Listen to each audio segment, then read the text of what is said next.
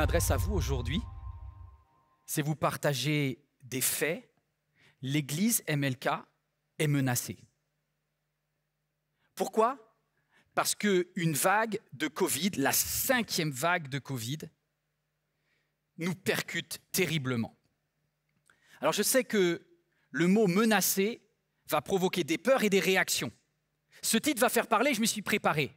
Certains vont dire, critique, et c'est normal, ça existe, je le savais, je vous l'avais bien dit, ça devait finir comme cela, je le sentais arriver.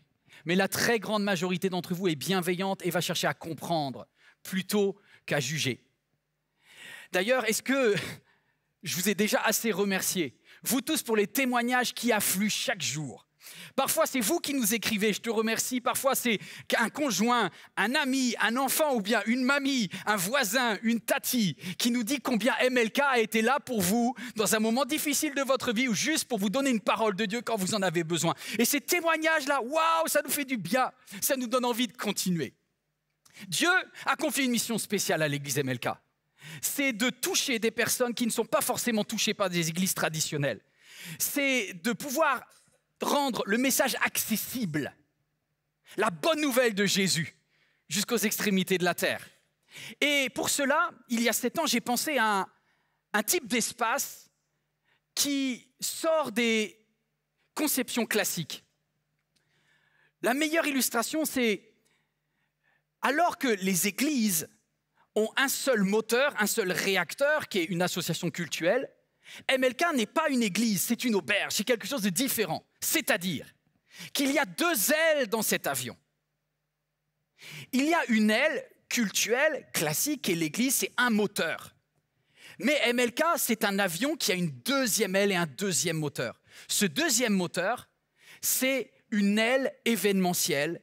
Et pour cela, il y a donc un restaurant, il y a des locations de salles, on peut organiser des séminaires d'entreprise.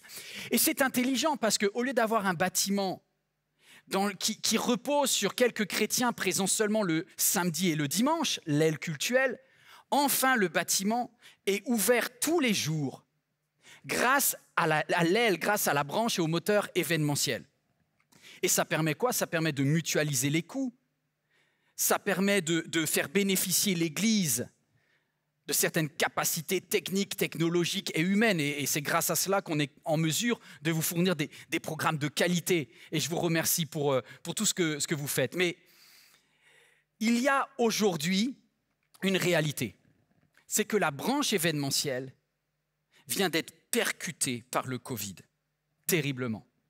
Comme tous les restaurants, comme les salles de spectacle. Moi, j'ai une pensée pour tous ceux qui voient leur business qui s'effondre. Aujourd'hui, nous avons forcément beaucoup d'annulations de tout ce qui est organisé du lundi au vendredi. Et cela, c'est donc un paradoxe, parce que alors que la branche cultuelle a un moteur qui fonctionne très bien, l'église MLK a même grandi de 40% cette année. Mais la branche événementielle est percutée. Et il y a une chute. Imaginez ma situation. Aujourd'hui, je dois piloter un avion dans lequel un des 2 moteurs vient de s'arrêter. Aujourd'hui, alors que je priais à quelques jours, je dis « Seigneur, je ne sais pas pourquoi tu permets que ce Covid soit là, mais je sais que tu as une solution à ce problème. » Alors que je priais, je me rends compte que la seule solution, c'est vous, en fait. C'est votre aide. Comment?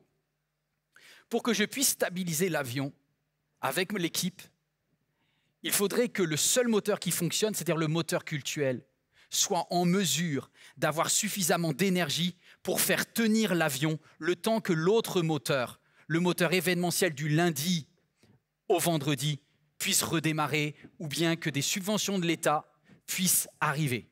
Il nous faut donc un délai. Certains, vous allez dire, mais vous avez besoin de combien financièrement et vous avez besoin de quelle durée? Les amis, j'aurais tellement aimé pouvoir vous répondre à cette question, mais je ne sais pas. En fait, mais aucun scientifique ne sait, aucun médecin ne sait et aucun homme politique ne sait. Mais Dieu le sait. Et je sais qu'il ne permettra pas qu'on soit éprouvé, nous dit la Bible, au-delà de nos forces. Alors, ma prière, c'est celle-ci.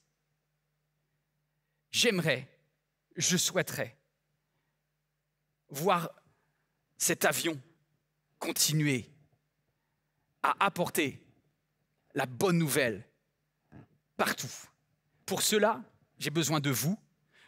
Est-ce qu'il serait envisageable que vous puissiez apporter, au travers du réacteur cultuel de l'Église MLK, suffisamment d'énergie? Cette énergie, c'est votre aide financière, le temps que l'avion soit stabilisé, pour que nous puissions passer ce choc du Covid 5e vague et que par la grâce de Dieu, la mission MLK ne soit pas en danger. Aidez-nous à tenir. C'est un moment extrêmement difficile. Honnêtement, je déteste faire ce genre de communication. Vous le savez, c'est dur pour moi. Mais je suis honnête avec vous. J'ai besoin de vous. Je m'adresse à vous. Je crois que Dieu fait lever une armée. Qu'il y a certaines, et certains d'entre vous, pas tous, vous ne pouvez pas tous le faire, mais ceux qui ont à cœur, aidez-nous le temps de stabiliser cet avion, le temps que Dieu nous permette que l'autre aile puisse redémarrer. Alors je compte sur vous, et je crois qu'il n'y a pas de meilleure solution que de se mettre d'abord à louer. Alors louons. Bonjour, est-ce que vous allez bien? Est-ce qu'on peut se lever ensemble? Nous voulons proclamer que Christ est notre joie. Peu importe les situations du moment, rien ne peut nous empêcher de le louer et le clamer. Amen, allons-y, allons.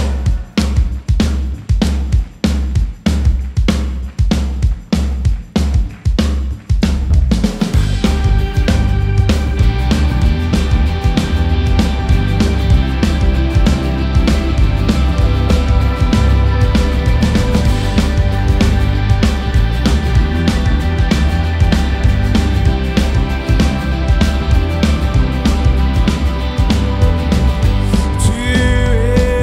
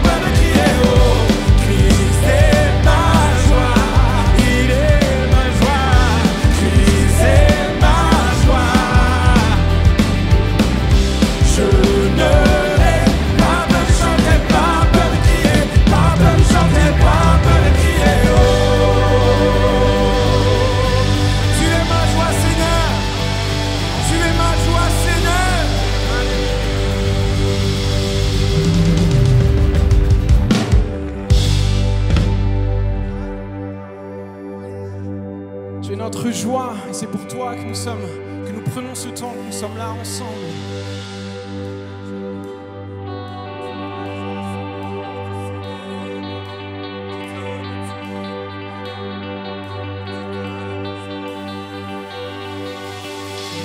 Je n'oublierai aucune de tes merveilles.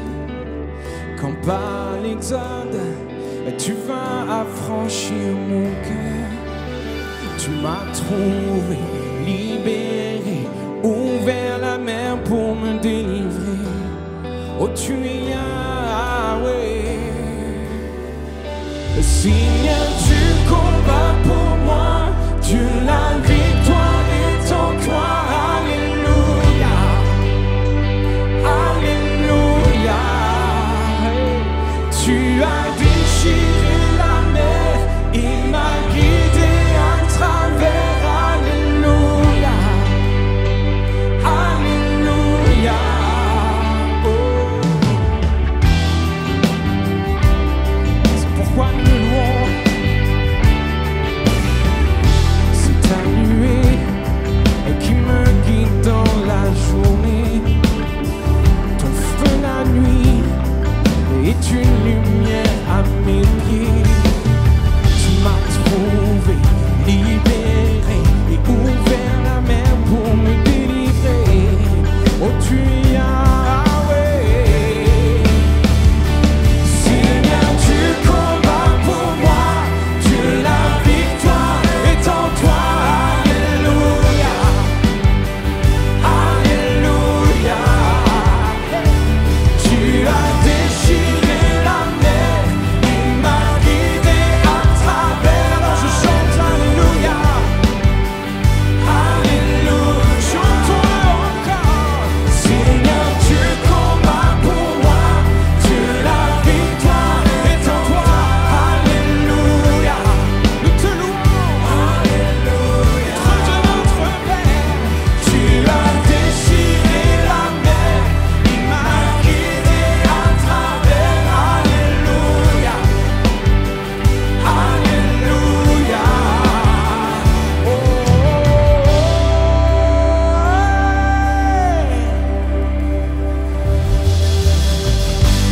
Nous voulons le célébrer de tout notre être. Il est celui qui nous arrache de la mort et nous amène à la vie. Alors célébrons-le en cet instant. Glorifions-le, acclamons-le de le croire. C'est l'Éternel que nous louons, c'est lui que nous célébrons.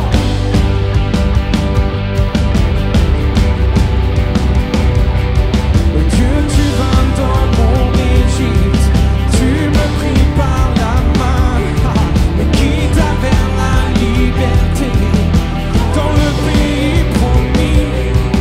Jamais je ne t'oublierai, et ton nom je chanterai. La mort a jamais emporté l'ardeur de ton amour. Dieu, tu vas dans mon Égypte, tu me pris par la main, guide vers la liberté, dans le pays promis. Alors jamais je ne t'oublierai, et ton nom je chanterai. La mort a jamais emporté dans l'ardeur de ton amour.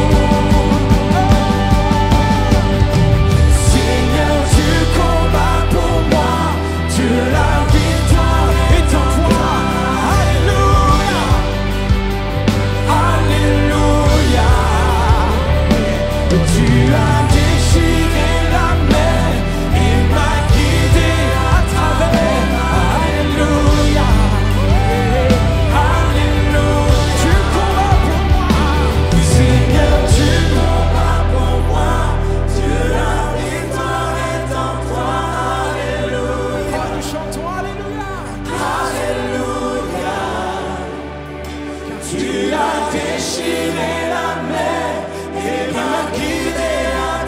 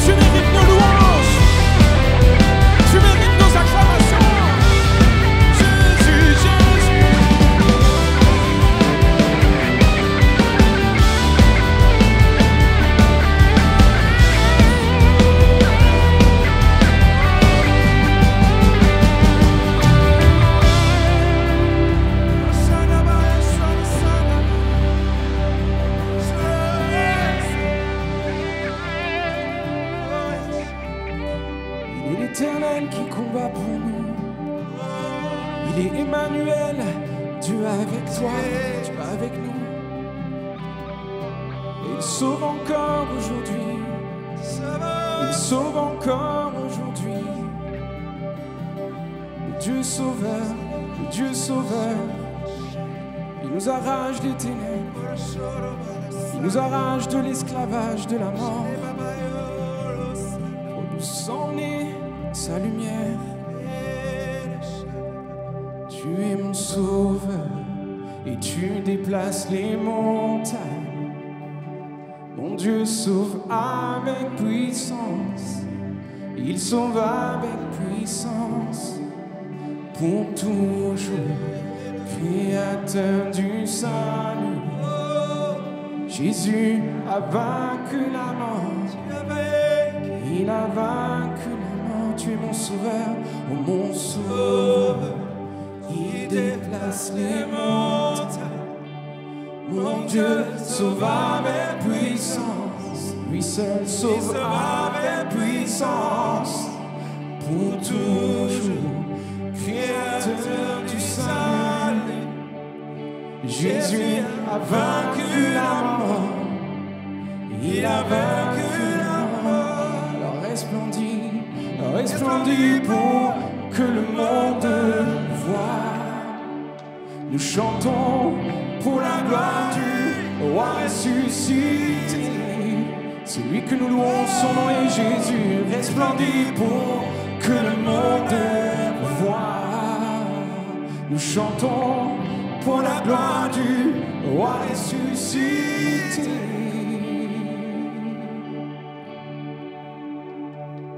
Tu es mon sauveur et tu déplaces les montagnes. Mon Dieu sauve avec puissance. Et il sauve avec puissance. Pour toujours, créateur du salut. Jésus a vaincu la mort. Il a vaincu la mort. Et Jésus a vaincu la mort. C'est pourquoi nous sommes en ce lieu, car il a vaincu la mort. Alors nous pouvons venir devant notre Dieu, notre Père, parce que la mort a été vaincue. Parce que la mort a été vaincue. Il y a la liberté en sa présence. Parce que la mort a été vaincue. Il y a la rédemption en sa présence. Parce que la mort a été vaincue. Oh! Jésus a vaincu la mort. Il a vaincu la mort. Et nous le louons.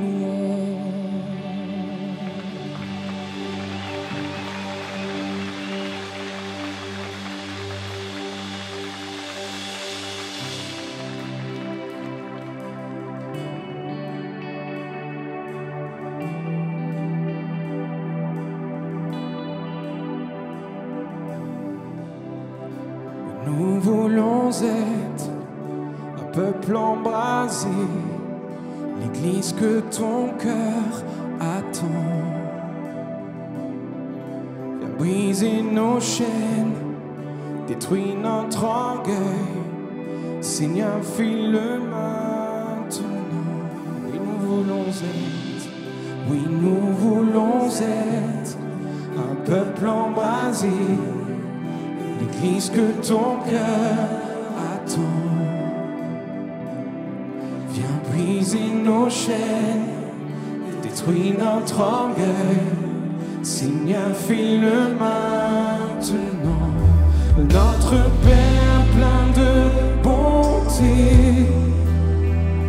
nos cœurs à toi s'abandonnent en cet instant. Pour ce monde que tu as tant aimé, Seigneur, voici nos couronnes. Nous disons, Esprit de Dieu, Esprit du Dieu vivant, souffle du nord, souffle du sud, souffle de l'est et souffle de l'ouest, Esprit de Dieu.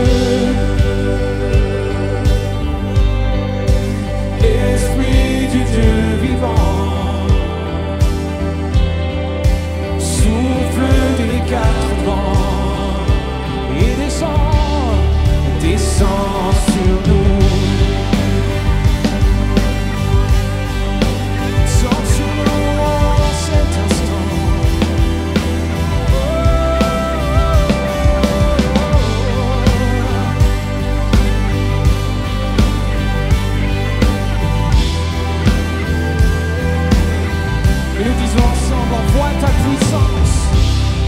Envoie ta puissance. Rends-nous les témoins d'un royaume qui se répand. Fais brûler nos cœurs. Fais brûler nos cœurs au sein des ténèbres comme un phare dans l'eau. Déclarons-le particulièrement cette période. Envoie ta puissance. Rends-nous les témoins d'un royaume qui se répand. Fais brûler nos cœurs. Fais brûler nos cœurs au sein des ténèbres comme un phare dans l'océan. Notre Père plein de bonté, Dieu de tendresse et de grâce, Dieu de tendresse et de grâce, pour ce monde que tu as tant aimé. Oui, fais briller sur nous ta face, ô Éternel, Esprit de Dieu, Esprit du Dieu vivant. Oui, souffle du nord, souffle du sud, souffle de l'est et souffle de l'ouest. Ô Esprit de Dieu, nous t'attendons, Esprit du Dieu vivant. Oh oui, souffle, souffle des quatre vents. Crions-le, descends sur nous. Et nous déclarons que ton règne vienne, ta volonté soit faite sur la terre comme au ciel, sur la terre comme au ciel. Disons-le en cette période, que ton règne vienne, que ton règne vienne, ta volonté soit faite sur la terre comme au ciel, sur la terre comme au ciel, sur la terre, sur la terre comme au ciel, sur la terre comme au ciel. Que ton règne vienne, que ta volonté soit faite sur la terre comme au ciel, notre Dieu, notre Père. Dans ces temps, dans cette période, Esprit du Dieu vivant, souffle, souffle des quatre vents, souffle du nord, souffle du sud, souffle de l'est, souffle de l'ouest. Soupirons, nous languissons après toi, ô Dieu.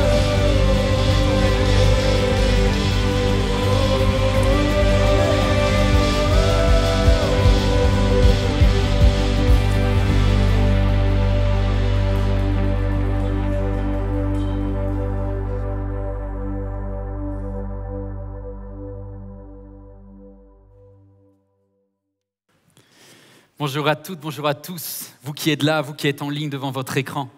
S'il y a quelque chose dont je peux témoigner depuis une semaine, c'est que ce chant, pour moi, il prend tout son sens. Quand on dit « Esprit de Dieu », souffle des quatre vents. C'est quand tu es dans une période de fragilité, où le matin tu te lèves et tu as des gros cernes comme moi aujourd'hui, que tu te regardes dans le miroir et tu dis « Waouh, il y a du boulot, je suis en train de vieillir ». Mais quand tu sens la vague de l'Esprit de Dieu qui vient, quand tu réalises que l'Église de Jésus est capable d'être cette Église qui t'encourage, qui te fait du bien, que des personnes t'écrivent de l'Est pour te dire combien, au travers de MLK, Dieu leur fait du bien. Quand des personnes écrivent du Sud, quand des personnes écrivent de l'Ouest et du Nord, waouh, ça m'a regonflé le moral. En une semaine, mes amis, je me suis senti porté comme par le Saint-Esprit. Je peux juste vous dire merci. Merci. Soyez bénis. Soyez vraiment bénis. Waouh, quelle vague de Dieu. Du coup, ça m'a obligé à réfléchir, mais si cette Église, effectivement, vit des moments difficiles et s'il y a cette menace qui plane sur cette Église, En même temps, qu'est-ce qui se passerait? Aucune église est indispensable sur la terre. C'est vrai. Personne n'est indispensable. Mais tout le monde a une mission. Donc ça m'a obligé à réfléchir, mais quelle est donc la mission de l'église MLK? Est-ce que vous vous rappelez quand on avait parlé il y a quelque temps, à vous qui êtes devant votre écran, vous en salle, sur la mission? Quelle est la mission de Dieu pour ta vie? La mission de Dieu pour ta vie, ce n'est pas une chose, ce n'est pas une carrière, ce n'est pas un service, ce n'est pas une entreprise. La mission de Dieu pour ta vie, c'est une personne, c'est des personnes que tu vas rencontrer à des moments de ta vie et pour qui c'est ta mission, ton appel, c'est d'en prendre soin et de les impacter. Et je me suis dit, mais pour moi là, Yvan, l'église MLK, c'est qui notre mission? Et en réfléchissant avec le pasteur Warren Reeve, la semaine dernière, il m'a dit, la mission de l'église MLK, c'est pour ceux qui sont au près et c'est pour ceux qui sont au loin. C'est pour ceux qui sont en métropole, c'est pour ceux qui sont au loin. Et Dieu a une place pour chacun, quelle que soit la couleur de la peau. L'église MLK est une église qui donne de la place à celui qui est là et à celui qui est devant ton écran. Tu as autant de place. Ça, c'est la première mission de l'église MLK. Ici et là-bas, quel que tu sois, quelle que soit ta culture et ton origine. Mais la deuxième mission, la deuxième personne que l'église MLK a à cœur, c'est tes enfants et tes petits-enfants. L'église MLK, si elle a un sens, c'est de prendre soin de tes enfants et de tes petits-enfants et de donner une chance au Saint-Esprit d'aller les toucher. Et on va faire tout notre possible pour que tes enfants et tes petits-enfants puissent connecter avec Dieu. La troisième mission, vous la verrez la semaine prochaine, la troisième mission, c'est pour donner une chance à ceux qui ont eu un accident de vie, qui ont souffert dans l'étape d'avant. Et c'est l'église de la nouvelle chance, et on va le voir la semaine prochaine, on terminera avec ce dernier battement de cœur. L'église, c'est amour puissance 4, quoi. Et le quatrième amour que l'on a donné, c'est pour toutes ces personnes qui aujourd'hui ne sont pas dans une église, qui sont juste en train de se poser des questions sur Dieu, et pour qui les programmes de toutes nos églises sont juste inaudibles, impossibles à entendre. Personne qui se pose des questions sur Dieu, mais qui n'a pas le courage, la force de rentrer dans une église ou d'écouter un message. C'est pour eux qu'est l'église MLK. C'est pour rendre accessible à ceux qui sont finalement assez loin de Dieu aujourd'hui et aussi, eux, aller leur donner un contenu audible pour leur foi. Ça, c'est la mission. Donc moi, je connais ma mission. J'ai 4 missions à l'église MLK et vous en faites partie. Est-ce que vous êtes prêts à recevoir quelque chose de Dieu aujourd'hui? Est-ce que vous connaissez votre Bible par cœur? Bon, il y a peut-être un passage que vous pensez connaître, c'est celui de Moïse. Tous ceux qui ont regardé Le Prince d'Égypte se disent quand même, j'ai des références grâce à Walt Disney. Vous connaissez? Eh bien, je voudrais qu'on ait comme objectif aujourd'hui de recevoir une parole de Dieu à partir d'une histoire que l'on pense connaître, mais Dieu va nous révéler des choses. Juste super. Dis à ton voisin, ta voisine, waouh, on va recevoir quelque chose de Dieu aujourd'hui, parce que l'église MLK, elle est pour toi, et elle est pour tes enfants, et elle est pour tes petits-enfants. Et si jamais il y a une maman dans la salle, est-ce qu'il y a une maman dans la salle? Il y a quelques-unes. Est-ce qu'il y a des papas dans la salle? Est-ce que vous qui êtes en ligne, vous avez, j'allais dire, cette chance ou cette galère d'avoir des enfants? Et il y a peut-être des grands-parents. Et à vous aussi, je m'adresse spécifiquement aujourd'hui. Parce que j'ai vraiment un message de Dieu pour vous. Je voudrais juste vous l'apporter, j'espère que vous l'entendrez avec amour, mais c'est très fort sur mon cœur. Lorsque une juive hébreu, Yochébed, esclave en Égypte, a fait un test de grossesse, elle a appris qu'elle attendait un bébé. Et avec son mari, ils sont tous les deux partis de la tribu de Lévi, ce sont des Lévites. Et Yochébed, elle a appris qu'elle était enceinte, mais ce n'était pas une bonne nouvelle. Parce qu'à cette époque-là, en Égypte, être enceinte, c'est une misère. Elle avait déjà 2 enfants, 2 aînés. L'aîné, le premier, c'était Aaron. Ça s'était passé sans problème. Elle avait une fille, Myriam. Très bien. Vous savez que des fois, il y a des enfants, ils n'ont pas de galère. Mais là, pour le 3e, c'est compliqué. Parce que le pharaon a mis en place une règle épouvantable. Le pharaon a ordonné le massacre de tous les bébés qui naîtraient du peuple hébreu. Et dans le peuple de Dieu, lorsque à cette époque-là, on se rend compte qu'on est enceinte, c'est un monde qui s'effondre. Et tu te dis, mon enfant va être assassiné. Et c'est dans ces circonstances que l'on lit dans le livre de l'Exode, au tout début du livre.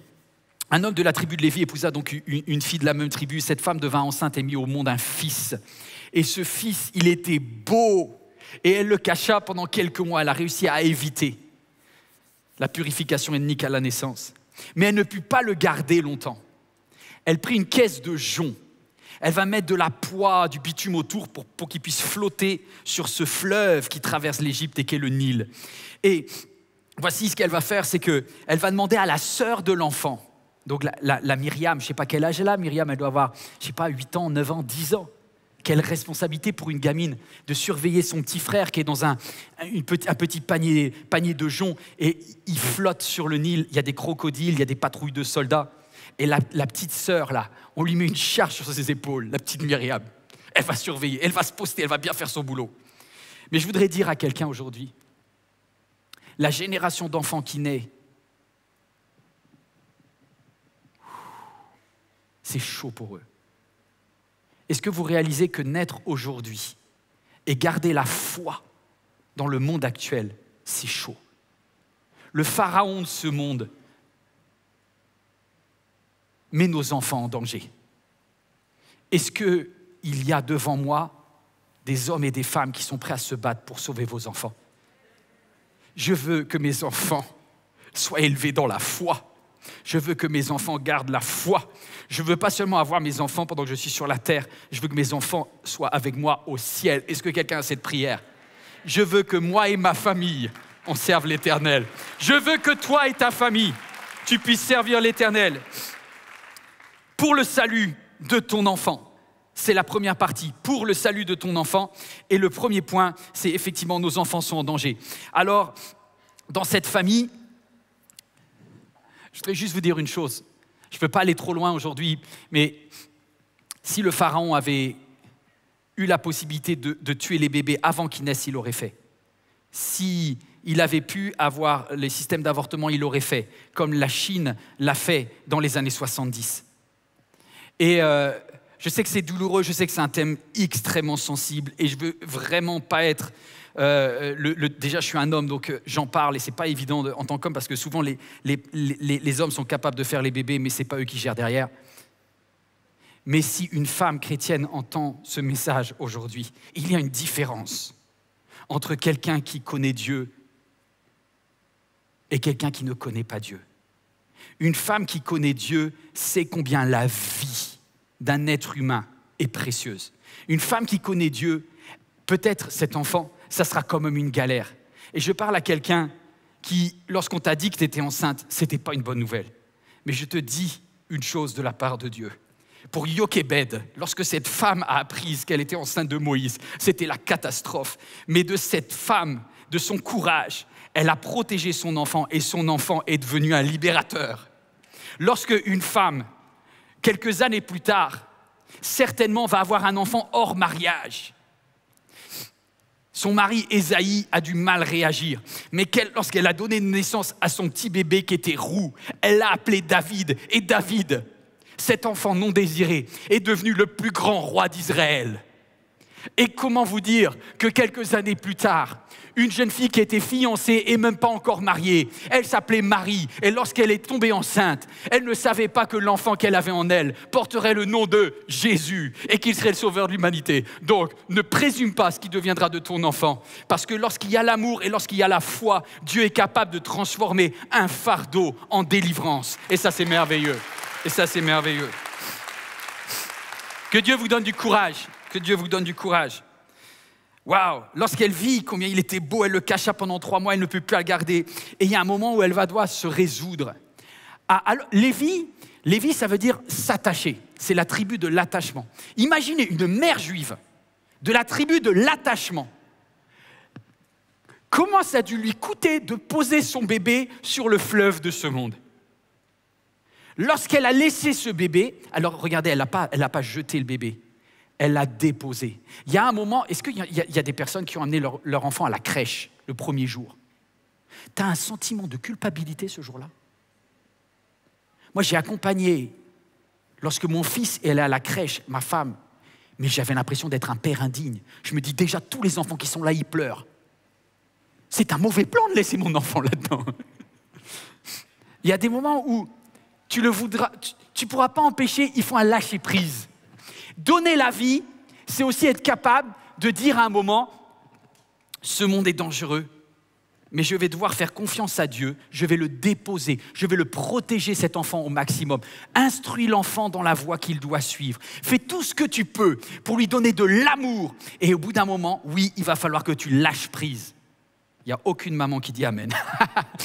Je sais, c'est dur, je sais, c'est dur. Mais donner la vie, c'est lâcher prise.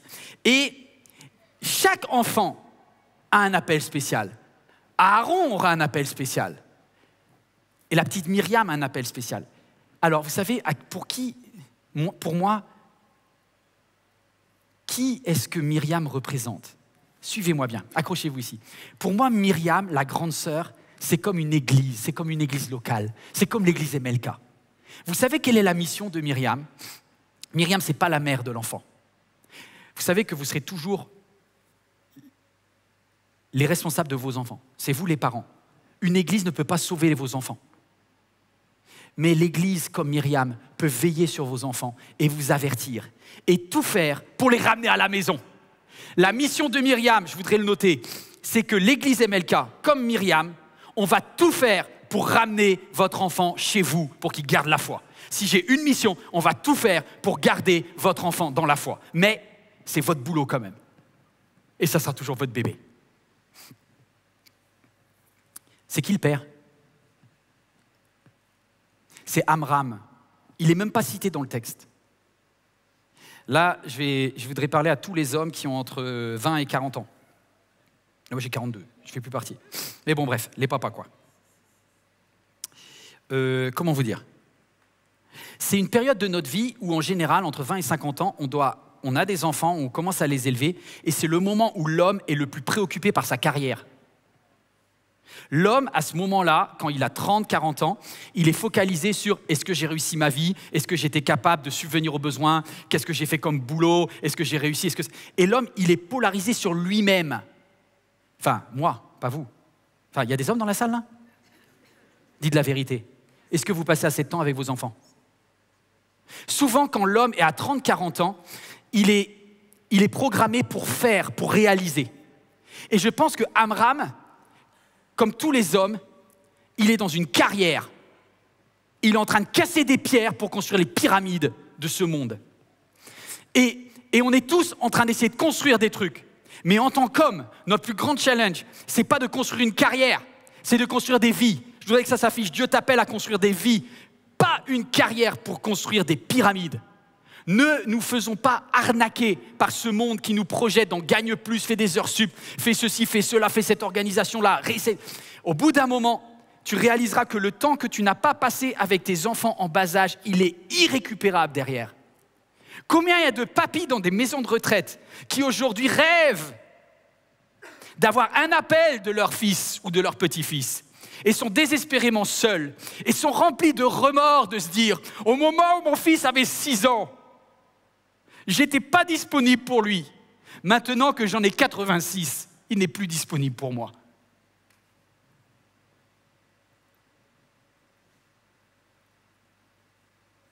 Rachète le temps. Fais-le maintenant, c'est pas trop tard. Construis des relations.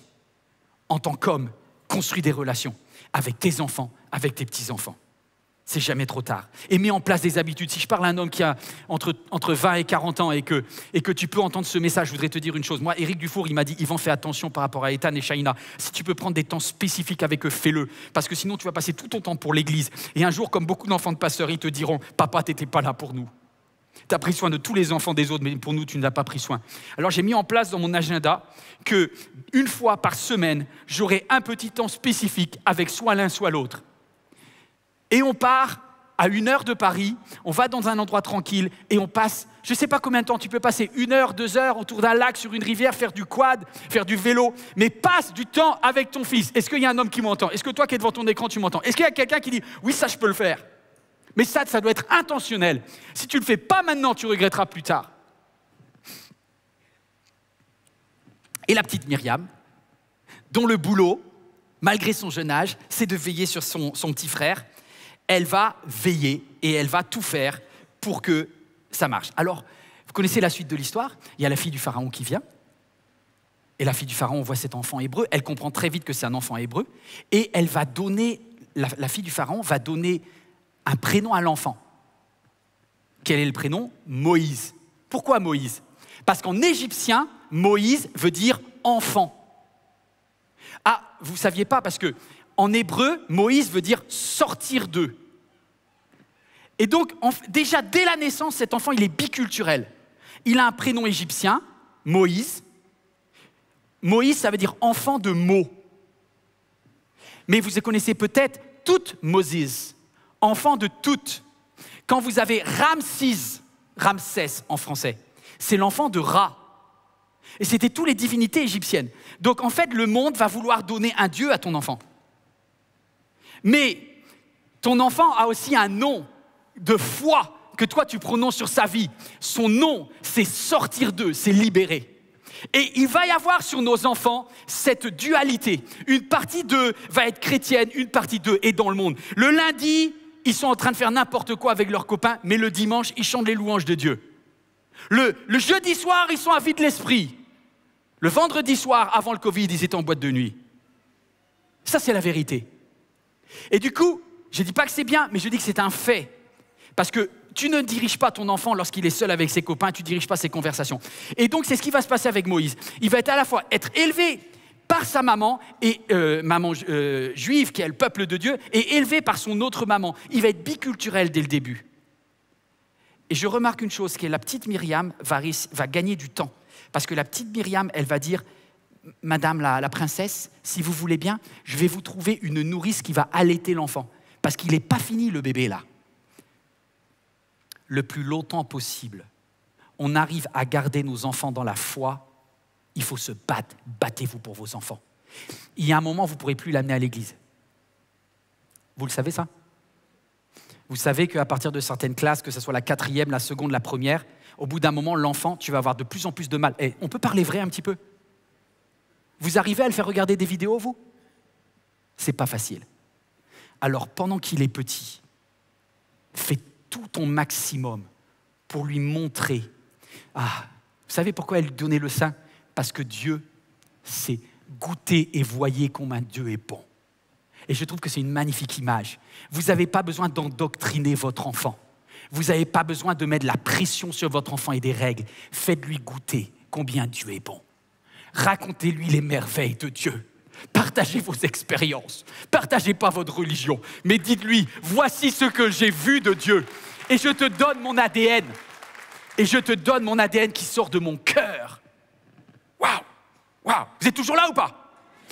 Waouh, j'ai autre chose à vous dire. Moïse grandit. Ça devient un ado. Et puis le problème des ados, c'est que quand un ado ne sait pas trop qui il est dans son identité, ça peut créer des frustrations. Et il y a un moment, Moïse il va grandir. Il a je ne sais pas quel âge il a à ce moment-là, une vingtaine d'années. Et tu vois, le monde, la princesse va l'élever comme un petit roi. Fils de roi, petit roi. Donc d'un côté, le monde veut faire de l'enfant un roi. Tes besoins égoïstes, etc. Mais ce n'est pas l'appel. L'appel de Dieu, c'est qu'il soit un libérateur. N'élevez pas votre enfant comme un petit roi, élevez-le comme un libérateur. Apprenez à votre enfant que tout ne tourne pas autour de lui, mais que cet enfant est appelé à faire du bien à d'autres personnes. Donnez-lui la valeur des autres. Et là, heureusement que maman Jochebed, elle arrive un petit peu à contrebalancer l'éducation royale de ce monde. Mais vous voyez, ça brille le monde, c'est clinquant. Imaginez Moïse, quand il retourne chez lui, dans l'esclavage là, ça donne pas envie. Vous savez que certaines de nos églises locales, on a l'impression que c'est l'esclavage. Hein? Fais pas ceci, fais pas cela, t'as pas le droit, la télé c'est interdit, machin, le piercing, le tatouage, t'as pas le droit, t'as pas le droit, c'est pas grave. L'enfant il dit, c'est bon, moi dans le monde je suis libre, je suis roi là-bas. Oh, c'est pas facile, hein? C'est pour ça, ne communiquez pas des règles à votre enfant quand il vient chez vous, communiquez du cœur. Et Moïse va grandir, et il y a un moment, il est paumé, il entend un Égyptien qui est en train de frapper quelqu'un du peuple de Dieu. Et son identité croyante, son identité de foi, va pousser Moïse à intervenir. Vous savez qu'il va frapper. Il est tellement nerveux à l'intérieur, il est tellement... Bah, il va tuer. l'Égyptien. Et comme il a honte, il va l'enterrer, il va le cacher dans le sable. Vous savez que nos enfants chrétiens, ils ont beaucoup de mal à gérer lorsqu'ils sont dans le monde. C'est là où tu as certains enfants, certains de ton ado, alors que ton ado, il te prend la tête quand il est à la maison avec toi, mais quand il est dans le monde, il y a une partie de lui qui est chrétienne, tu vois. Il ne supporte pas certains péchés. Moi, j'ai vu des enfants de chrétiens, ils font n'importe quoi, mais tout d'un coup, tu lui dis, tiens, tu prends une clope, il dit, ah non, je peux pas, ça, je peux pas. D'où ça vient? Non, mais à l'école du dimanche, quand j'avais 7 ans, il y a des trucs qui vont rester bloqués, tu sais, chez l'enfant, chacun est différent. Et là, Moïse, il a bugué, là, boum, mais il a fait des bêtises, parce qu'il n'a pas géré sa colère. Et quand il revient au peuple, dans le peuple de Dieu, et là, il voit 2 Hébreux, c'est-à-dire deux croyants qui sont en train de mal se parler. Et il fait le malin, Moïse. Il arrive et puis il dit, arrêtez de vous battre, c'est pas bien. Il fait la morale. Et du coup, forcément, en verset 14, cet homme lui répondit, mais qui t'a établi chef et juge sur nous? Est-ce pour me tuer que tu me parles, comme tu as tué l'Égyptien? Moïse eut peur et se dit, certainement l'affaire est connue. Je peux vous parler vrai? Nos enfants, là, qui sont ni croyants, ni pas croyants, ils sont un peu les deux. Des fois, quand ils arrivent à l'église, on leur balance leurs fautes. Ils sont accueillis avec des critiques de tout ce qu'ils ont mal fait. Moi, j'ai une histoire douloureuse que j'ai vue, parce qu'une fois, j'ai une famille de pasteurs dans ma région d'origine. Il y avait une petite fille de pasteur qui avait un défaut, elle était très belle. Elle était très belle, je ne sais pas quel âge elle avait, elle devait avoir 16 ou 17 ans. Elle était vraiment très belle, elle avait beaucoup de succès auprès des garçons et elle le savait. Et je voudrais même dire qu'elle en jouait, voilà. Et du coup, à l'église, il ne lui faisait pas de cadeaux en fait. Et elle était attirée par le monde parce que dans le monde, en fait, elle avait du succès et puis à l'église, bref. Et ses parents, je pense, l'ont mise de force dans mon camp d'ado pour que je la sanctifie. Ça, c'est les missions des parents. Vas-y, on va te l'amener là, tu me la retapes. Par la grâce de Dieu, cette jeune fille, et je ne sais pas comment, s'est approchée de Dieu de façon formidable. Un jour, lors d'une réunion, elle a fait une expérience avec Dieu. Dieu lui a parlé, Dieu lui a fait du bien. Moi, je l'ai vue après, elle m'a dit, Yvan, je vais mettre ma vie en règle avec Dieu. Je veux. Ça, tout ne va pas devenir nickel en un jour. Hein. Mais je vais faire un effort et je vais retourner à l'église. Elle est retournée à l'église. Mes amis, ils l'ont accueillie avec une Kalachnikov. Au lieu de lui dire « Waouh, bienvenue à la maison », ils ont commencé à lui dire « Ta jupe est trop courte, ça c'est pas bien, c'est bijoux et tout ». Ils lui ont pris la tête, elle a disparu, mes amis. Les chrétiens sont les plus bêtes de la terre quand ils font ça. Lorsque Dieu ramène ton enfant, ton Moïse à la maison, accueille-le, wow, zut quoi. T'as prié pour qu'il revienne, le flingue pas quand il revient. Même s'il revient et qu'il est un petit peu, pas tout à fait comme tu voudrais. Il revient. Même s'il fait un peu le malin, même s'il n'est pas assez repentant, donne-lui une chance. Donne-lui une chance. De toute façon, ce n'est pas toi qui vas le convaincre de péché, de justice et de jugement. C'est le boulot du Saint-Esprit. C'est le boulot du Saint-Esprit. C'est le boulot du Saint-Esprit. Et du coup, qu'est-ce qui va se passer pour Moïse? Il est rejeté quand il est dans le monde. Il est rejeté quand il est dans le peuple de Dieu. Donc il lui reste quoi comme solution? Nulle part, alors il se barre. Et vous lisez dans ce chapitre qu'à ce moment-là, Moïse va fuir au loin, chapitre 2, verset 21. Moïse décida de s'installer chez un bédouin dans le désert. Je ne sais pas combien on a d'enfants de chrétiens qui aujourd'hui sont dans le désert. Ils sont partis chez les bédouins. À la base, tu étais soit égyptien, soit hébreu, mais maintenant tu es bédouin. Tu es ni, tu n'es plus rien, tu es dans le désert. Je ne sais pas s'il y a quelqu'un qui regarde ce message, et c'est toi de qui je parle. Peut-être c'est une fille. Tu te dis, mais c'est vrai, je me suis perdu dans le désert. Et il y a plusieurs années dans le désert, et là quand même, dans le désert, tu sais, la vie continue, il se passe des choses même dans un désert. Et dans un désert, il va rencontrer une autre bédouine, là, la fille d'un marchand nomade et tout, il s'appelle Jéthro, et sa fille s'appelle Séphora. Ils vont se marier, Moïse et Séphora vont se marier, et ils vont avoir un bébé. Vous savez comment il s'appelle le bébé? Gershom. Je regarde la signification de Gershom, et là je suis un peu déçu. Gershom. Car Dieu dit, je suis en exil dans un pays étranger. En gros, ils ont donné le nom à l'enfant perdu. Moïse, c'est pas cool parce que ton prénom, c'était sauvé. Mais le gars, il est tellement mal dans sa peau et tellement mal dans son identité qu'il a donné comme prénom à son fils perdu.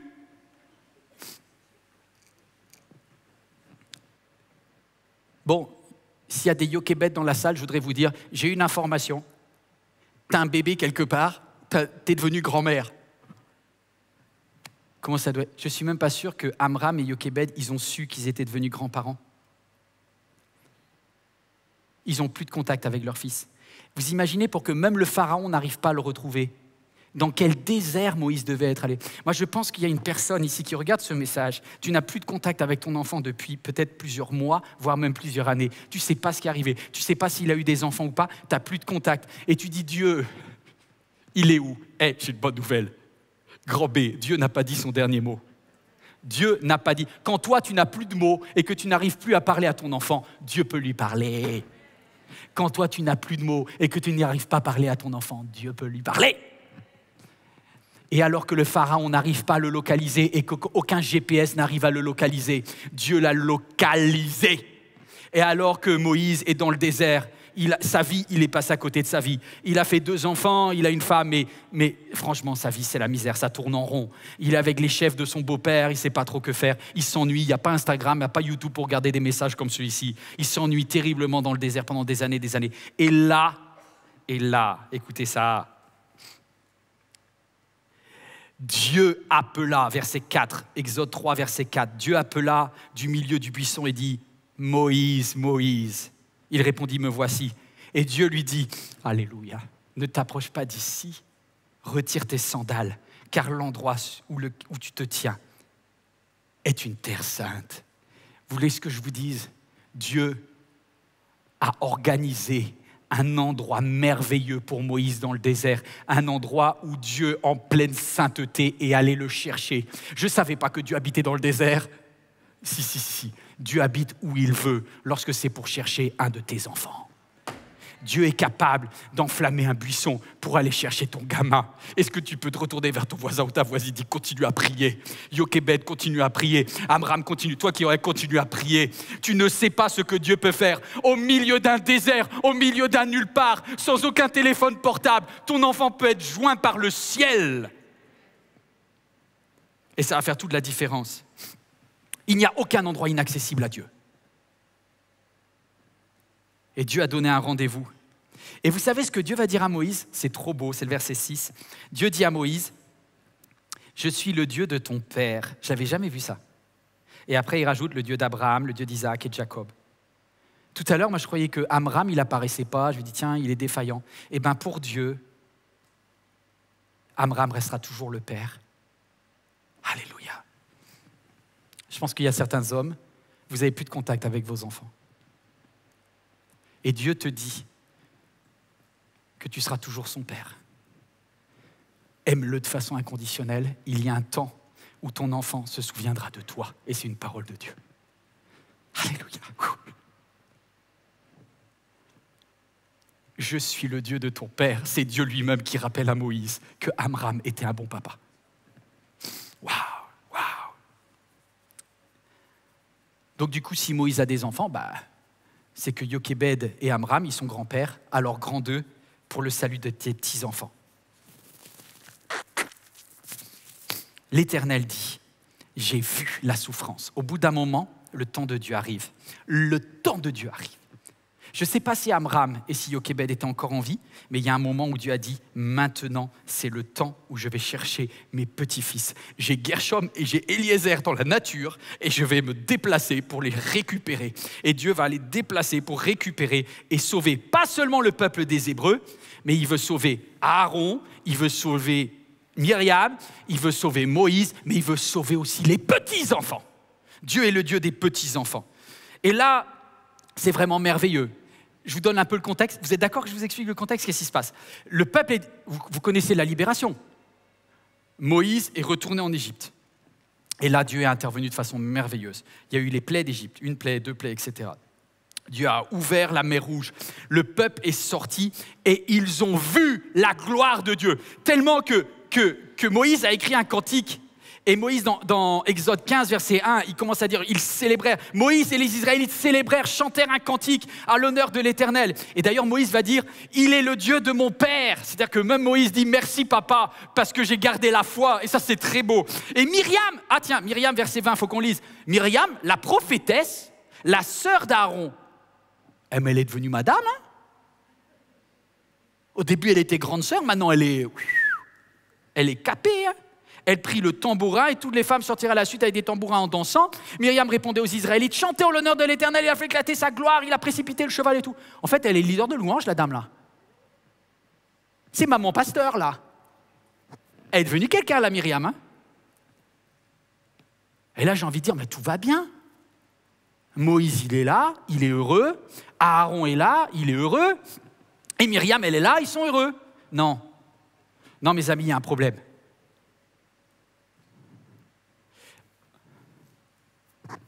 Gershom et Eliezer ne sont pas là. Parce qu'en fait, alors qu'ils retournaient voir le pharaon, Moïse s'est pris la tête avec sa femme. Et le couple est séparé. Et dans le chemin du désert, il y a eu une telle embrouille entre Moïse et Séphora que Séphora, elle est rentrée chez son père qui est bédouin. Et elle a embarqué les deux enfants, Gershom et Eliezer. Donc oui, Moïse a vu la gloire de Dieu. Oui, Myriam voit la gloire de Dieu. Oui, Aaron sont heureux et leur église est merveilleuse. Mais ils n'ont pas les petits-enfants. Parce que les petits-enfants sont toujours dans le désert. Vous savez, je pense que ça représente beaucoup de nos églises. On a réussi à sauver quelques enfants, mais alors les petits-enfants, on ne sait plus où ils sont. Et c'est pour ça que je dis, l'église MLK, elle est pour vos petits-enfants aussi. Grand A, lorsqu'une église se satisfait d'elle-même, c'est elle qui est en danger. Et là, je vais parler de Myriam, et je dis, pour moi, Myriam, c'est comme une église locale. Lorsqu'une église locale grandit, vieillit, elle peut se durcir dans son cœur. Et ce que je vois là, c'est qu'à un moment, Myriam, elle va se prendre la grosse tête. Ses traditions et ses règles vont devenir méga importantes pour Myriam. Oui, parce qu'avant, elle était rien, mais maintenant, elle est madame. Avant, elle était rien, mais maintenant, elle est responsable de la louange. Avant, elle était rien, mais maintenant, elle est prophétesse de l'Éternel. Et comme Moïse n'a plus sa femme, quelle est la position de Myriam? Elle est première dame.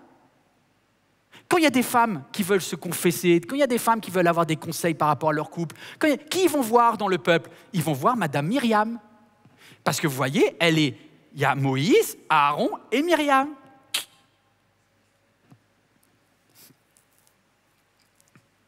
Comme Dieu est bon, quelque temps plus tard, Séphora revient. Vous le voyez dans le livre des Nombres. Séphora va revenir. Dans Exode 18, elle revient avec ses fils et elle ramène Gershom et Eliezer à leur papa et la famille est reconstruite. Et là, quelle est la réaction de Myriam? Myriam dit, « Oh, Séphora, Gershom, Eliezer, ça fait trop du bien de vous revoir. J'ai prié pour vous, j'ai rêvé de... » Pas du tout. Elle dit, mais ils sortent d'où ceux-là? Il n'y a pas de place pour eux. Et ça me fait penser à tellement d'églises locales lorsque nos petits-enfants arrivent et qui n'ont pas la même culture, qui n'ont pas vécu les mêmes choses que nous, qui n'ont pas vécu nos miracles, qui n'étaient pas là lorsqu'on a traversé la mer Rouge, qui n'étaient pas là lorsque tu as vu les... Du coup, on crée un élitisme, un sectarisme dans nos églises. Et Myriam va être hyper méchante envers Séphora et ses enfants. Alors, en apparence, elle est très spirituelle. Vous savez ce qu'elle va dire en apparence? Regardez, dans Nombre, verset 1er. Myriam et Aaron parlèrent contre Moïse au sujet de la femme couchite qu'il avait épousée. En effet, Moïse avait épousé une femme couchite et ils dirent « Est-ce seulement par Moïse que l'Éternel parle? N'est-ce pas aussi par nous qu'il parle ?» Et l'Éternel l'entendit. Vous savez, Myriam, ce qu'elle va dire? Elle va dire « Ta femme là, c'est pas une juive. Ta femme là, c'est pas une lévite. Elle n'est pas attachée à Dieu. Ta femme, elle n'est pas sanctifiée. Elle va nous salir, cette femme-là. En plus, elle pue le bédouin. » C'est une femme qui vient d'un autre style de musique. Je ne veux pas la musique du monde. Je ne veux pas des lumières comme en boîte de nuit ici. Moi, jamais ça dans mon église. Ce banc a été béni avec la grand-mère, le banc y reste. Et c'est comme ça que nos petits-enfants ne reviennent jamais dans nos églises. Parce que oui, on avait commencé notre vie en tant qu'église locale, en voulant sauver nos enfants, mais en vieillissant, maintenant qu'on est prophétesse de l'Éternel, on veut sauver notre place. On veut sauver notre façon de faire. Alors en apparence, c'est très bien. Moi, je suis une lévite, elle, c'est une couchite. Tu vois, un peu comme elle dit, elle couche, moi, je me lève. Couchite, si vous comprenez un peu le mot, ça veut dire qu'elle vient d'Afrique, de la Corne de l'Afrique. La Corne de l'Afrique, c'est très important parce que, comme elle était en Arabie Saoudite, vous savez, à l'époque, l'Érythrée, la Corne de l'Afrique, est tout près de l'Arabie Saoudite. Et on pense que Séphora, la femme de Moïse, en fait, elle était noire. Donc, il n'y avait pas seulement un choc religieux, il n'y avait pas la même religion, il n'y avait pas la même couleur de peau et il n'y avait pas la même culture. Donc, vous imaginez que pour Madame Myriam, on ne va pas dire qu'elle est raciste quand même, hein. C'est juste une question de sanctification. On ne peut pas tout mélanger quand même.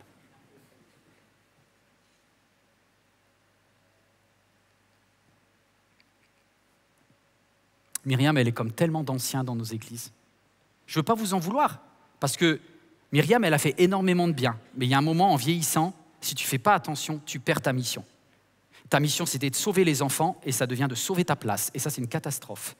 Quand un conseil des anciens, quand un conseil d'administration, comme des responsables d'église, n'ont qu'un seul but, faire la louange qu'ils aiment, quand ils n'ont qu'un seul but, entendre les prédications qu'ils ont l'habitude d'entendre, avec les mots-clés qu'ils aiment bien entendre, le mot repentance. Mais le mot repentance, vous êtes tous dans l'église depuis 50 ans, vous péchez toujours autant, par contre, il n'y a aucun jeune qui, eux, ont vraiment besoin de se repentir, et eux, ils ne sont pas là, tu vois. Donc ça ne sert à rien d'avoir des clichés si ça n'a pas d'effet. Parce que la repentance pour toujours les mêmes, c'est un peu inutile quand même. Jésus n'est pas venu pour les bien portants, mais pour les malades. Il n'a pas donné sa vie pour ceux qui se disent, de toute façon, si Dieu envoie des gens dans notre église, il a intérêt de les nettoyer avant, parce que nous, on les prend une fois qu'ils sont propres. Ben, vous n'êtes plus une église, mes amis. Parce qu'une église, c'est pour que le Saint-Esprit puisse aider, dans l'amour, à nettoyer des gens qui sont sales. Et le jour où tu te dis, maintenant, moi, je suis prophétesse de l'Éternel. Moi, je suis première dame. Eh bien, tu as oublié, finalement, je préférais la première Myriam, tu vois. Je préférais la petite Myriam qui ne se prenait pas la tête et qui sauvait son petit frère. Alors, franchement, si un jour je vieillis, ça va arriver, et si je deviens aussi Myriam que les autres, renvoyez-moi mon message un jour. Parce que c'est dangereux, hein. La vieillesse est formidable. Mais c'est comme la jeunesse, c'est dangereux. Au niveau du cœur. Vous savez, les motivations profondes de Myriam, cachées derrière la sanctification, elle a peur de perdre. Je vous ai dit tout à l'heure, son objectif réel a vrillé, ce n'est plus de sauver les enfants, mais c'est sauver sa place. Et puis elle a sa propre justice. Parce que Myriam, elle pense que c'est elle qui a tout fait. Bah, c'est vrai aussi. Qui c'est qui a sauvé Moïse? C'est elle. C'est parce que Myriam a fait le taf, que Myriam était courageuse. Quand même, zut, cette petite fille, je sais pas moi, à 10 ans, elle a eu le courage d'aller voir la princesse, la fille du pharaon, et lui dire... elle est intelligente, elle n'a pas dit c'est mon frère, elle a dit je vais l'amener vers une nourrice et tout. Donc elle dit si Momo il est là, c'est grâce à moi là. Ouais, mais si Momo est là, c'est grâce à toi, mais par contre si tu vires les enfants de Momo, tu as tout perdu. Hein.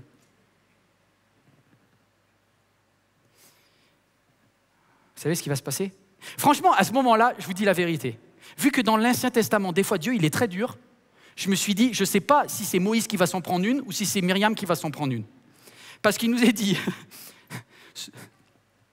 verset 4, « Soudain l'Éternel dit à Moïse, Moïse, Aaron et Myriam, vous trois, convocation à la tente de la rencontre. » Je te dis les trois, comment ils doivent être comme ça, là. Il y a un nous qui va s'en prendre une, là. Et l'Éternel descendit dans la colonne de nuée et se tint à l'entrée de la tente. Il appela Myriam et Aaron. Là, c'est le jour où tu ne peux pas être tiré au sort, là. qui s'avancèrent tous deux. La colère de l'Éternel s'enflamma contre eux. L'Éternel s'en alla et la nuée se retira du milieu de la tente. Et voici que Myriam était frappée de lèpre, elle était blanche comme la neige. Oh, c'est chaud, mes amis. Myriam fut exclue du camp pendant 7 jours, mais le peuple ne partit pas jusqu'à ce qu'elle soit réintégrée.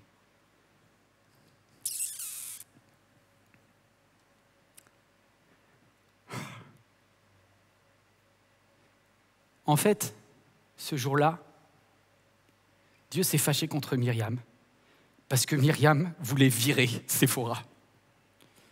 Parce que Séphora ne chantait pas les mêmes cantiques, parce que Séphora n'avait pas les mêmes traditions, parce que Séphora n'avait pas vécu la même chose, parce que Séphora n'était pas assez cachère. Elle n'était pas assez évangélique. Et Dieu dit, entre les deux, c'est toi qui dégages, Myriam. Et elle qui voulait l'exclusion pour Séphora, Dieu a dit, c'est toi qui sors. Attention mes amis, vous avez beau être chrétienne, vous avez beau être chrétien, vous avez beau avoir des diplômes de théologie et de je ne sais pas quoi. Si votre cœur est méchant, vous aurez Dieu en face. Vous avez beau faire des belles prophéties. Si vous n'avez pas l'amour, vous êtes une cymbale qui retentit, vous êtes un airain qui résonne, et si jamais Dieu doit dégager quelqu'un, ça sera vous. Moi, je ne dis pas amen parce que j'ai peur que ça m'arrive. L'Éternel regarde au cœur.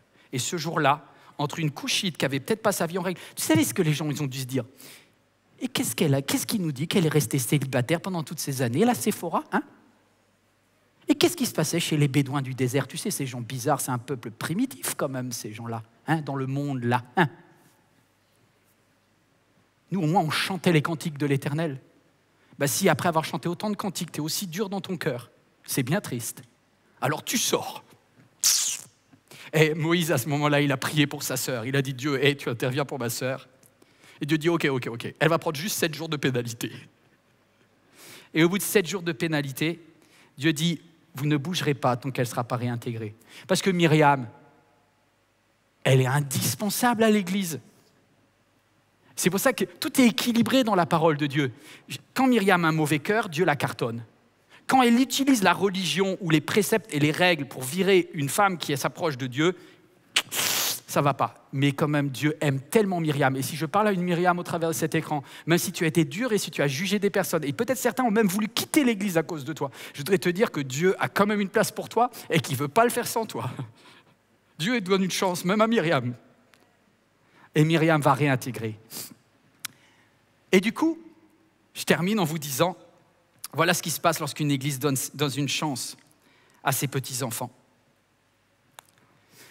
Moïse a vu ce qui se passe lorsque Dieu reconstruit des familles. Sa sœur Myriam est là, son frère Aaron est là, sa femme Séphora est réintégrée pleinement et entièrement, et son petit Gershom est là, et son petit Élézer est là. Et la famille entière est réunie. Alléluia! J'ai un rêve. C'est que l'église MLK soit un facilitateur, une facilitatrice de la réunion de ta famille. Je veux que cette église ait une mission. Amener la paix là où il y a de la division. Amener l'amour de Dieu à la place de nos jugements.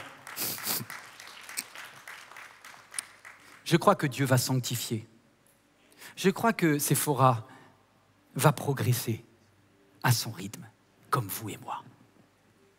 Et un jour, Gershom et Eliezer serviront Dieu comme leur père et serviront Dieu comme leur grand-mère et comme leur grand-père. Alléluia. Et alors qu'on arrive à la fin de ce message, regardez-moi. Je voudrais inviter mon ami Gaspard à prendre cette bénédiction que Moïse a prononcée dans le désert. Ce chant où il a dit « Pour tes enfants et pour les enfants de tes enfants, j'appelle une bénédiction. » Est-ce qu'il y a quelqu'un devant son écran ou toi dans la salle qui en cet instant veut prendre position et dire « Je veux que mon enfant soit rencontré par Dieu ». Est-ce que quelqu'un ici en cet instant a un enfant qui est loin de Dieu? On est dans le noir. On est dans l'obscurité, mais Dieu est lumière et il le voit. Lève-toi à ta place. Toi qui es devant ton écran, intercède pour ton enfant. Celui qui pensait être un petit roi est appelé à être un libérateur. Il a un appel et Dieu ne se repent jamais de ses dons ni de son appel. Alléluia. Pour certains d'entre vous, c'est vos petits-enfants. Vous les avez à cœur, mais terriblement. Et vous dites, Dieu, je ne peux même pas les joindre. Je ne sais même pas où ils sont. Et Dieu te dit, mais moi je sais où ils sont. Mon regard est sur eux. Je veille sur eux du début jusqu'à la fin de la journée. Et j'attends le jour où je les amènerai dans ma maison. Alléluia. Alléluia, Jésus. Dieu te bénit et te garde. Prononcez cette parole de bénédiction. T'accorde ce grâce. Si tu as quelqu'un dans ta famille qui est loin de Dieu, lève-toi maintenant et commence à intercéder. Oh, Dieu se tourne vers toi. Il n'y a rien de plus fort que la prière du juste. Maman Yokebed, tu n'as pas forcément vu, mais ton Moïse est revenu à la maison. Amen. Amen. Amen. Alléluia. Amen.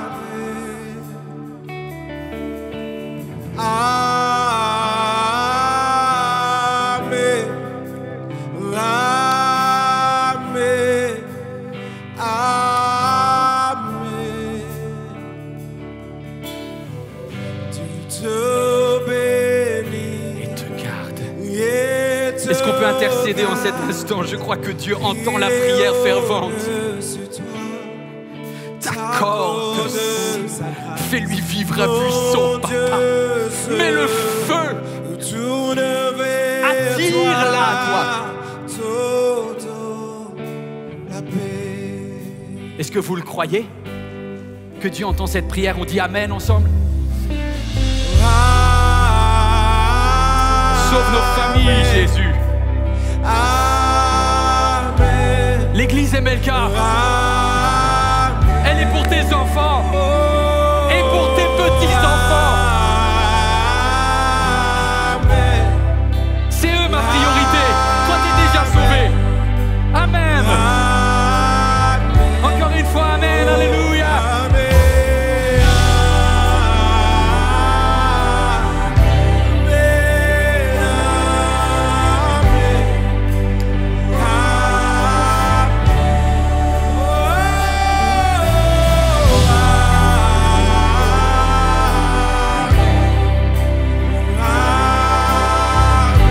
Sa faveur descende sur toi.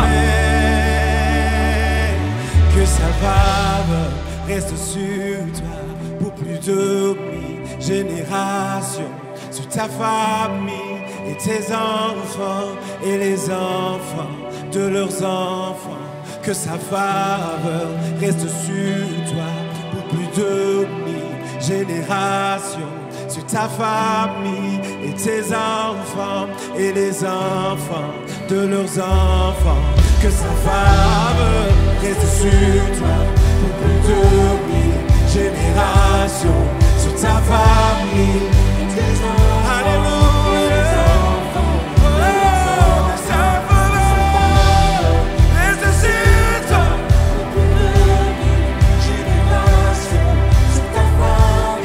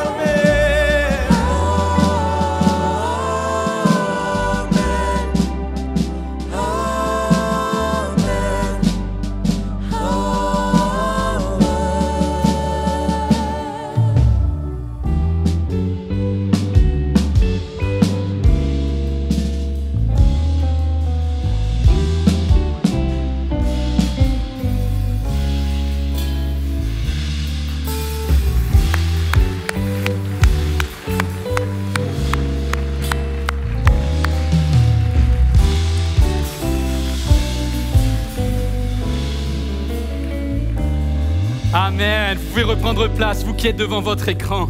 Je suis heureux de vivre ça avec vous. Wow, aussi l'église MLK. On ne pourra pas se remplacer, vous remplacer. Vous êtes indispensables. Les parents resteront toujours les parents. Mais si on peut être une grande sœur bienveillante pour vos enfants, on va le faire. Et je vous présente mes amis qui m'aident pour cela. Je vous présente Anne-Laure qui s'occupe de nos 0-3 ans. Est-ce qu'on peut la bénir? Waouh! Avec Anne qui s'occupe depuis des années des 6-10 ans ici à l'église MLK. Waouh! Et puis Stéphane, mon ami qui était à 6 ans. Tu arrives à 6 ans à l'église MLK et tu es encore là. Aujourd'hui, tu t'occupes des 11-14 ans. 11-14 ans, les collégiens. Alors, il y a d'autres groupes. Il y a les 3-5. On salue Rachel, on salue aussi les groupes de lycéens, etc. Mais c'est formidable. Je vous ai demandé d'être là pour partager votre cœur. Vous travaillez extrêmement pour cela. Anne-Laure, toi, tu as une mission que je suis content que ce soit toi et pas moi. Comment tu arrives à parler de Dieu à des bébés qui ont 2 ans? Tout simplement, parce que les bébés, ils sont tellement curieux de découvrir le monde qui les entoure. On leur présente juste Dieu qui a créé toutes ces choses-là. Waouh! Et ils sont pleins Et d'enthousiasme. ils arrivent à comprendre, ils arrivent à s'attacher à... Moi, j'ai du mal des fois à expliquer. Ils parlent pas encore. Ouais. Ils ont 2 ans, hein. Ils ont souvent la tétine et moi, je les comprends pas toujours. Mais oui, ils arrivent à comprendre. Parce qu'on voit leur attitude. Ouais. Donne-moi une expérience. Tu en as ou La semaine explique-nous dernière. comment ça se passe. La semaine dernière. Alors, le contexte. Je ne sais pas si vous avez eu l'occasion de visiter l'espace des 0-3 ans, mais les pièces sont magnifiques, c'est lumineux, c'est joliment meublé. Il y a des beaux jouets, un grand circuit de train, un super circuit de voiture, des jolies poupées qui ont la pommade, des petites poussettes, la cuisine. Quand on entre là, on a envie de jouer et c'est ce qui se passait, c'est ce qui s'est passé la semaine dernière. Les enfants, ils avaient envie de jouer. On peut accueillir jusqu'à 60 0-3 ans sur cet espace. Wow. Mais là, je vais vous parler d'un groupe de 17 qui était accueilli dans une salle.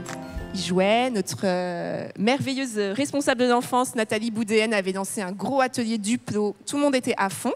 Et voilà que c'est le moment Mini-Cède. Alors, Mini-Cède, c'est le nom qu'on a donné à notre moment d'éveil à la foi. Ça vient du programme des fabricants de joie du même nom, donc Mini-Cède, qui a été créé spécialement pour rejoindre les 0-3 ans. Et qui est disponible si les personnes veulent les voir en ligne. Vous pouvez aller sur le site fabricantdejoie.fr. et voilà, on donne des ressources. Ça s'affiche peut-être à la fin de cette vidéo sur YouTube. Voilà. Exactement. Et donc, qu'est-ce qui s'est passé? Ils étaient en train de jouer, ils font des constructions Duplo et tout d'un coup, c'est l'heure de l'éveil à la foi. Donc on s'approche chacune de ces enfants et leur dit « C'est le moment de Mini-Cède, tu viens ?» Et là, ces enfants, ils ont lâché leurs jouets et ils sont allés dans la salle où on fait Mini-Cède, qui est une salle où il n'y a pas de jouets et où on leur demande d'aller sans jouets pour se concentrer sur ce qu'on va vivre. Les enfants étaient tellement enthousiastes à l'idée de ce qui les attendait, qui sautaient, qui couraient, qu'on pouvait plus... C'était des petites piles, ils avaient trop de joie à l'idée de ce qu'ils allaient vivre. On a vécu un beau moment Mini-Cède et puis un beau temps de louange aussi où ils étaient tellement... ils étaient fous de Jésus, vraiment. Parce que normalement, c'est l'âge du non. Hein. Normalement, ils n'ont pas envie d'y aller dans ce genre de choses. C'est l'âge du non, mets tes chaussures. Non, enlève tes chaussures. Non, tu as raison. C'est l'âge du non, c'est l'âge aussi des émotions exacerbées. Et là, on a juste eu droit à la joie, en fait. Et ils louaient Dieu, quoi. Et ils louaient Dieu de tout leur cœur. Waouh. Est-ce qu'on peut encourager toute l'équipe qui s'occupe des 0-3? Waouh, waouh, waouh. Alors, Anne, merci, c'est en 2014 que tu as rejoint l'église MLK. En 2014. Tu venais du Nord et puis moi je t'ai appelé, je me rappelle où je t'ai appelé, j'étais dans un rond-point, je marchais et on me dit il faut que tu appelles Anne Battista Weikevegel, c'est la meilleure, tu l'as fait venir. Je t'ai appelé et tu m'as dit Yvan, je veux vraiment être libre de mettre en place des programmes nouveaux. Oui, c'est vrai. Avec quelques années de retour. Je voudrais te remercier au nom de tous les internautes pour tous les programmes que tu fais ici et en ligne. Et merci. Toutes les églises qui sont bénies par toi. Raconte-nous des histoires que tu as vécues avec tes équipes. Oui, c'est un sacré challenge quand même, hein, de parler de Dieu parce qu'on n'en connaît pas forcément, on n'a pas encore une réalité totale, mais on fait avec ce que Dieu nous donne au moment, voilà. Et j'ai envie de vous parler d'une petite fille qui s'appelle Gabriella. Et Gabriella, vraiment, c'est ce que tu as dit dans ton message, en fait... pas faire de nos enfants des rois, mais des libérateurs. Et un jour, Gabrielle, elle a témoigné, elle a été libératrice pour d'autres enfants. Qu'est-ce qui se passait pour Gabriella? Peut-être chez vous, ça se passe aussi. Le soir, au moment où il faut aller se coucher, Gabriella ne veut pas aller se coucher parce qu'elle a beaucoup de peur, Gabriella.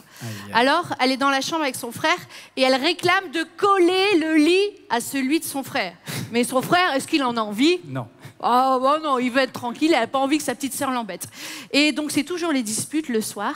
Et il y a un jour, elle prend position et elle décide de croire que Dieu est avec elle et de mettre sa confiance en lui. Et elle écrit sur un verset sur le mur de sa chambre, c'est Ésaïe 41, 10. « Ne crains pas, car je suis avec toi. » Et ce jour-là, elle prend la décision de mettre toute sa foi en Dieu.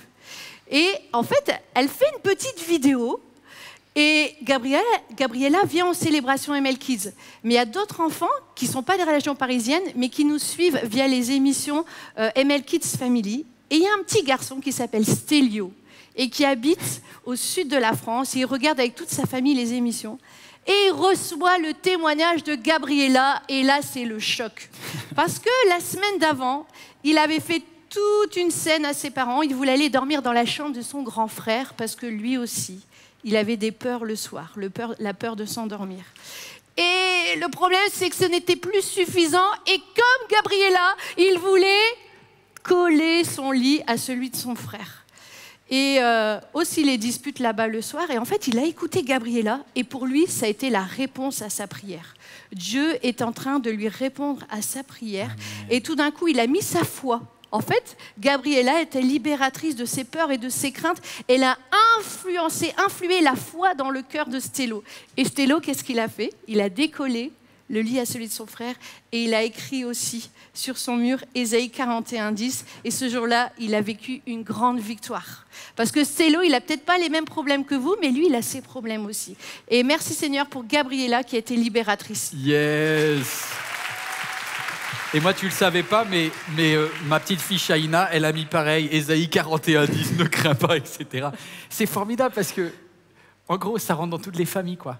Ça met la paix là où il y avait la peur, et c'est extraordinaire. Est-ce que je peux te donner un autre témoignage? Vas-y. On a fait toute une série sur la prière, prier en toute occasion, et on a reçu le témoignage d'une maman, sa petite fille Ludivine. En fait, la maman, ça allait pas trop, elle avait des gros problèmes pour dormir, elle avait des douleurs articulaires. Et elle souffrait beaucoup et sa fille, elle était remplie de compassion pour sa maman.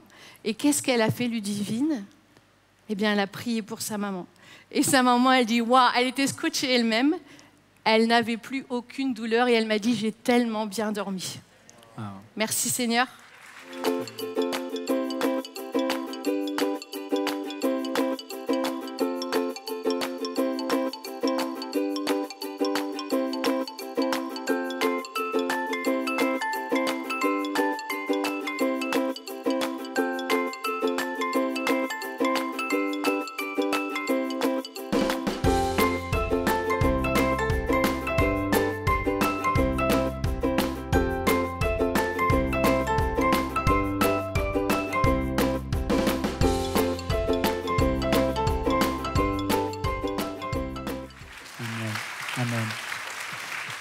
Et je voudrais encourager peut-être tous ceux qui nous regardent et qui ont investi pendant des années pour les enfants. Peut-être tu es une mamie, tu as été mono pendant des années et je t'encourage. Je t'encourage vraiment. Et aujourd'hui, avec l'Église MLK, on est heureux aussi de pouvoir vous aider les moniteurs avec des programmes clés en main.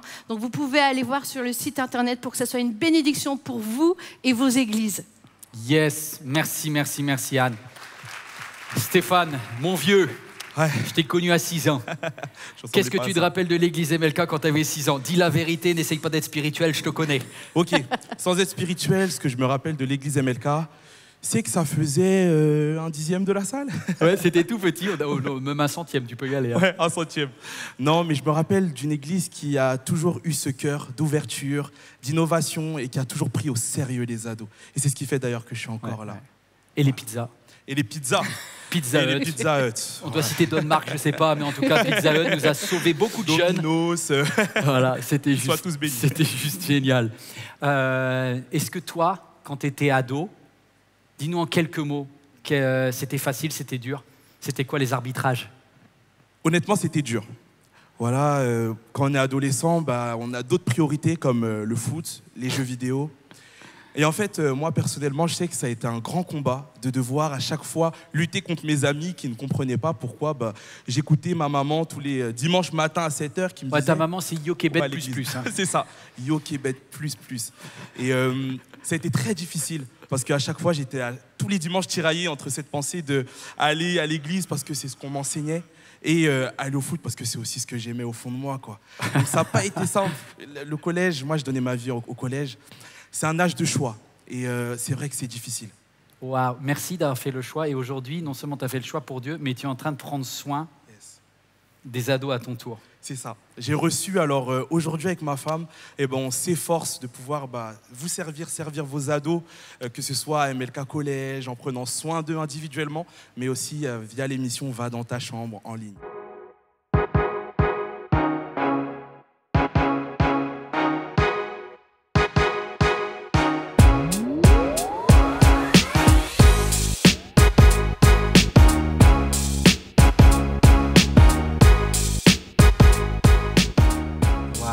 Merci pour ce que tu fais. Et franchement, MLK te remercie.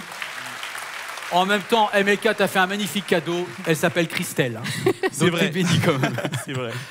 En tout cas, c'est une belle histoire. Vous voyez, il a parlé de souvent nos jeunes, ils doivent choisir entre le sport et l'église, etc.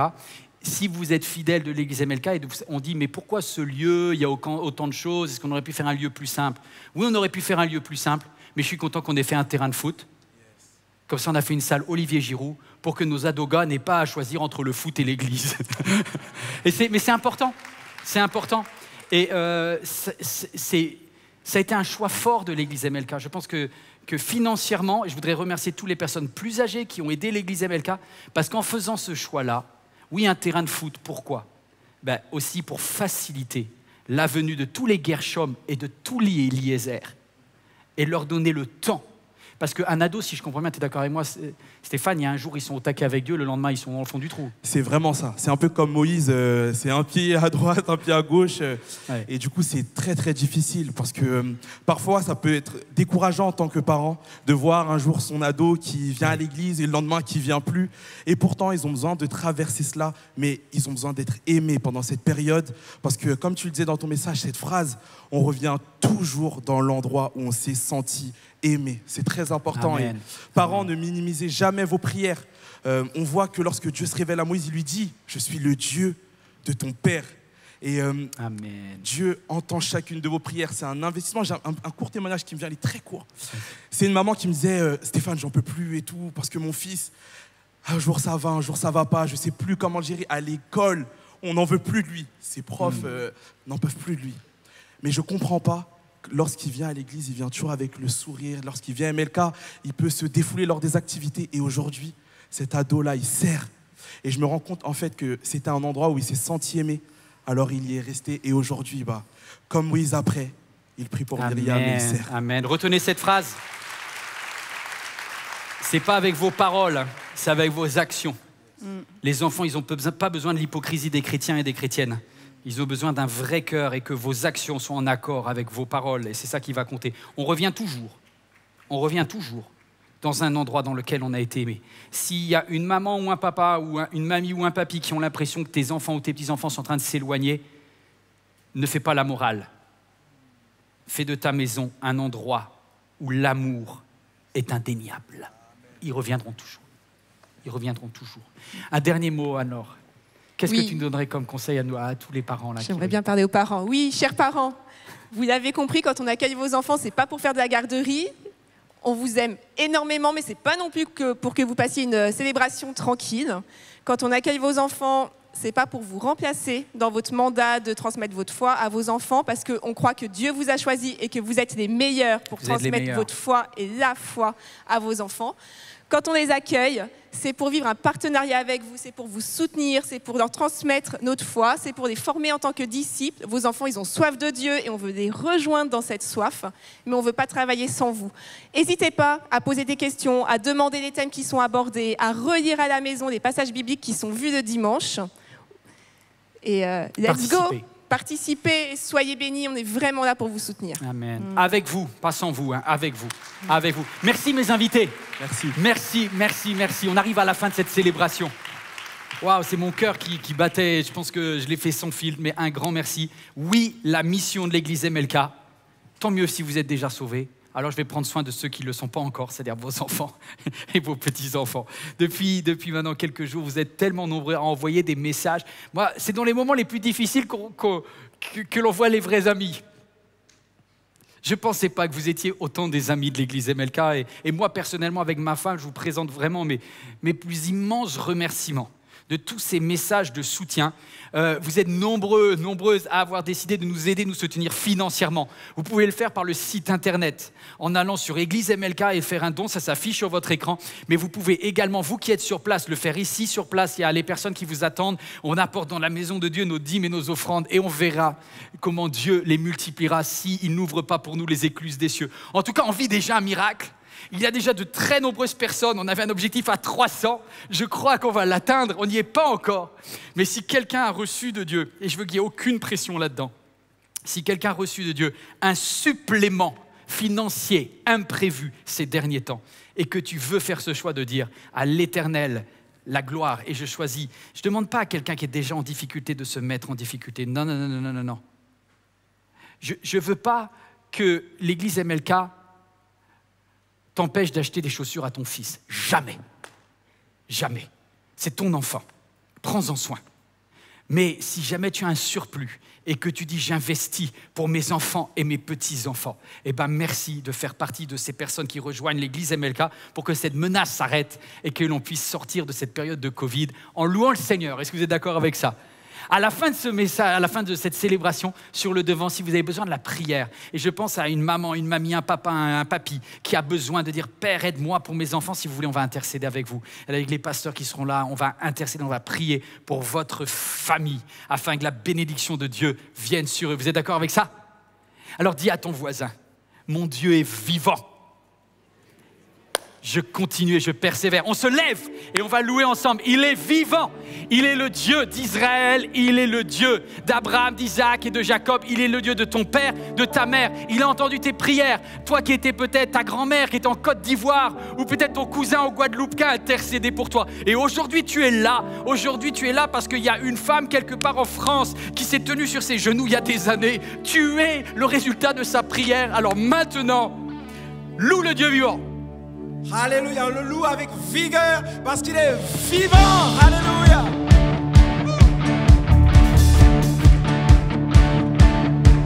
Il est vivant, oui vivant, à jamais glorifié. Oui vivant, le Seigneur Jésus-Christ est vivant. Alléluia.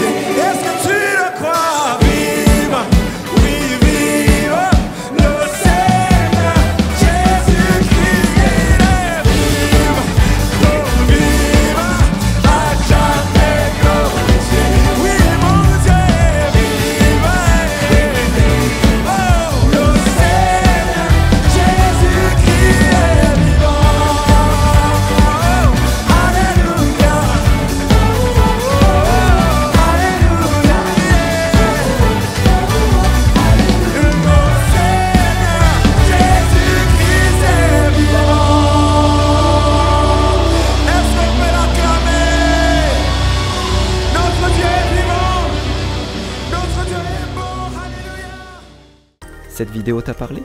Clique sur j'aime. N'oublie pas également de t'abonner et de déclencher les notifications. Si cette vidéo t'a touché, elle peut aussi faire du bien à ceux qui t'entourent. Prends 5 minutes pour la partager à un proche ou à un ami qui en aurait besoin.